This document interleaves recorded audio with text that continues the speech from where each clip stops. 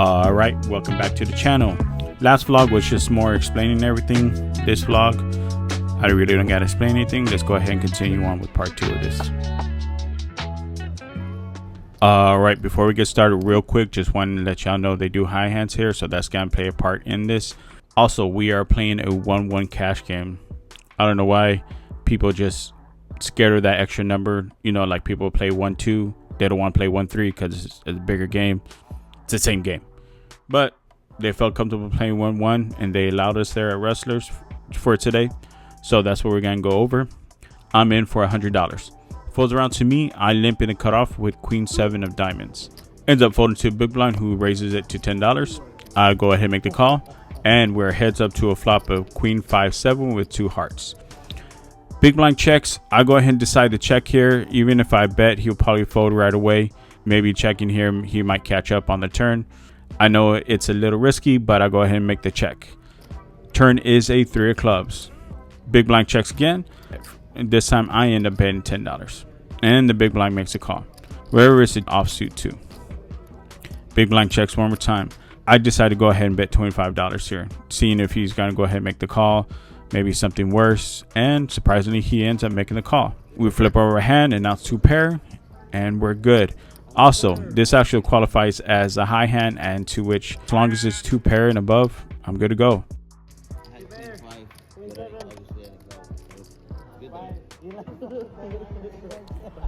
Alright, the next hand of note we're gonna go over. There's 3 limps in front of me. Folds around to me in the big blind. I'll go ahead and check my option with Ace 4 offsuit. So we are 4 ways to a flop of Deuce 6-5 with 2 clubs. Smaller blind checks. I go ahead and lead out for 10. Why? I have no idea. And only under the gun makes a call. So heads up to a turn, which is a 6 of hearts. End up checking, and he ends up checking back. Still heads up to a river, which comes to Ace of diamonds. Now having a pair, I go ahead and feel good about my hand. I think I would have heard from him earlier in the hand if he had something where the bet a check raise or even a bet on his own when I checked on the turn. So I'll go ahead and bet out for 30. I'm trying to make it look like I'm bluffing or over betting the pot. And he ends up calling pretty quickly and showing Jack 6 of diamonds. Why he didn't raise, I have no idea. But that overconfidence ended up losing this hand. I should have just maybe checked on the river.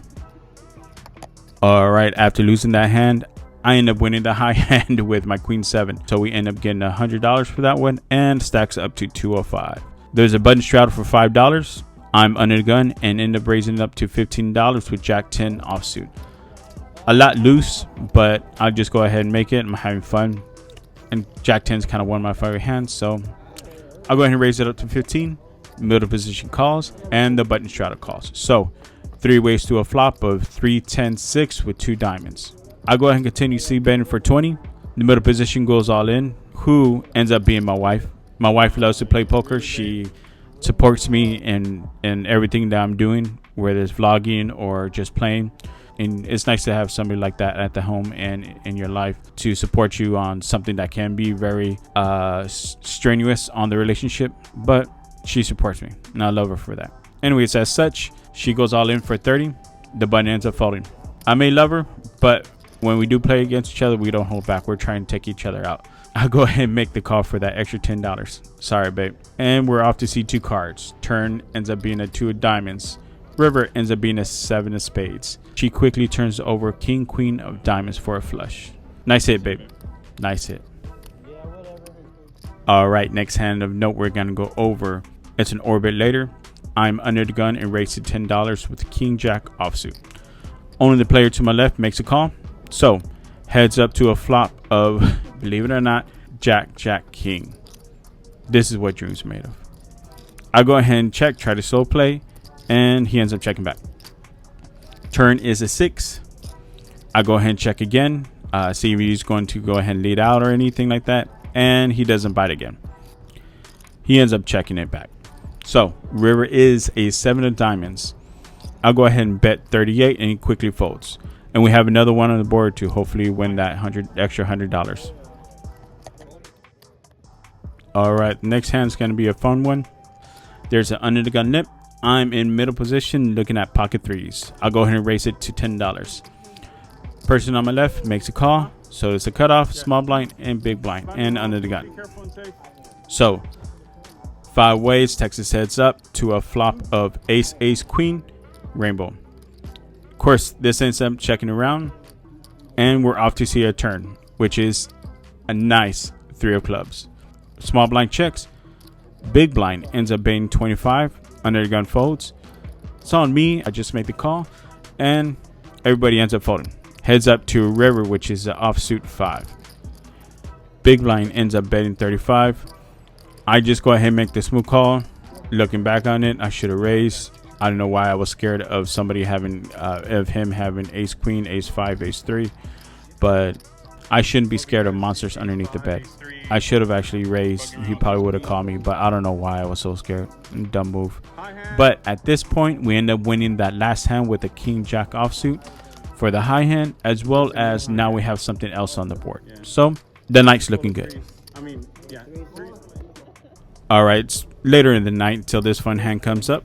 Under the gun raises to $10. Middle position ends up shoving for 45. Folds around to me in the small blind. I have 10-8 of diamonds. I go ahead and make the call, trying to give under the gun some action. He's a very actionable player. Just trying to return the favor and give him some action, show him some love. But to my surprise, he ends up making the fold. So we end up calling it all in with 10-8 of diamonds. Let's see what happens.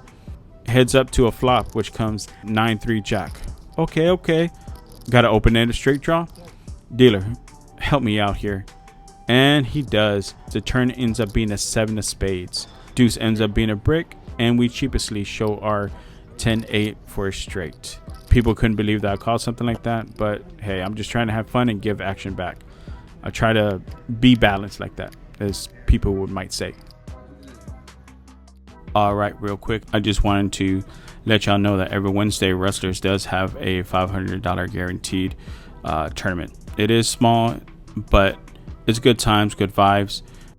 They normally have 2 to 3 tables. The pot does get above 500. If you're new to poker and want to check a new place out, this is the place to come check out. If you see me there, don't be afraid to say hi. A few of y'all have spotted me out and about in parking lots and everything, and I really do appreciate that and appreciate y'all. Thanks for watching, and let's get back to the hands. Okay, so the next hand we're going to go over happens a few orbits later. I am under the gun and looking down at king queen offsuit. I'll go ahead and raise to 10. Player on my left makes a call, so does late position and small blind. 4 ways to a flop, which comes 8-9-3 with 2 spades.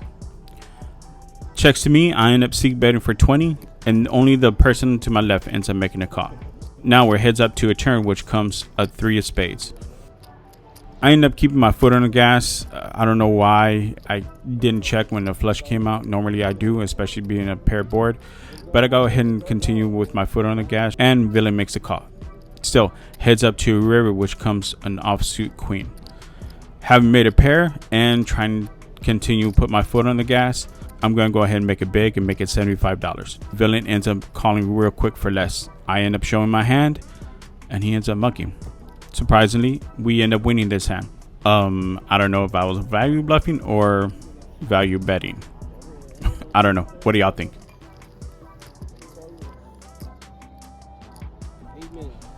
All right. Next hand of note that we're going to go over happens a little later in the session. There's 2 limps. Folds around to me in the small blind, and I'm looking down at 6-5 offsuit. I'll go ahead and check. Big blind has other ideas. He raises up to $5. It's not that big of a raise to make anybody fold, so everybody calls. Texas heads up, going to a flop of 3-4-10, all diamonds. Flop ends up getting checking through. Turn is a beautiful offsuit 7. I'll go ahead and dunk bet to $15, having hit a straight. Don't know if anybody made a flush, which I should have thought about, and only the hijack makes a call. Now for real, heads up to a river, which comes a queen of spades. I think I would have heard from a flush earlier, especially on the turn. I'll go ahead and make a pot size bet of $50, and that ends up putting a hijack into the tank. He ends up talking to me, seeing if he thinks I'm bluffing. He talks about my breathing hard. I just told him it's because I'm fat. I'm fat. He ends up taking for a real long time, and he ends up making the fold. He says I would have showed a bluff, but it all depends on how I feel and who the person is. Sometimes if I know it's gonna put him on tilt, I'll go ahead and show them bluff. If I know it's not gonna do any effect, or even be worse in my case, I just go ahead and fold. I let them think what they want to think. Okay, we're at the last hand of the session. I already said I was gonna rack up after this hand, and of course this is the one that ended up counting big. There's an undergun raise to 20, folds around to me on the button. I'll go ahead and make the call with queen 10 offsuit. Spot blind calls and the big blind floats. So 3 ways to a flop, which comes 2 10 6 with 2 hearts. Undergun leads for 60. I have top pair, good kicker. It's a big bet, and I decide just to go ahead and make the call for 60, and so does the small blind. So big pot brewing, and it's 3 ways to a turn, which comes as 7 of spades. Undergun bets 100. Now should be folding at this time, but instead I end up making a stupid call, having top pair with decent kicker. This player in particular, I know he bluffs a lot, but this is just too big of a bet. I should have folded here. He could have had sets. He could have 2 pair. He could have bigger pair. But as played, both me and the small blind end up making a call. 3 ways to a river, which comes a 3 of hearts. Small blind ends up checking. Undergun ends up checking, and I go ahead and check back. Undergun shows aces, but small blind ends up having 5 6 for a flush. He went ahead and let the donkey pull the wagon. He was just along for the ride. Stupid hand, especially since I was going to rack up. I just lost a lot of my profit. It was a stupid hand to end the session. Thank you for sticking around if you have this far. And like usual, I hope you enjoy the hands.